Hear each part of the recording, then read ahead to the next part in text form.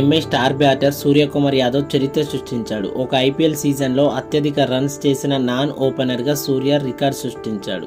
ఒక్కసారి కూడా ఓపెనింగ్ చేయకుండానే స్కై ఈ ఫీట్ సాధించారు.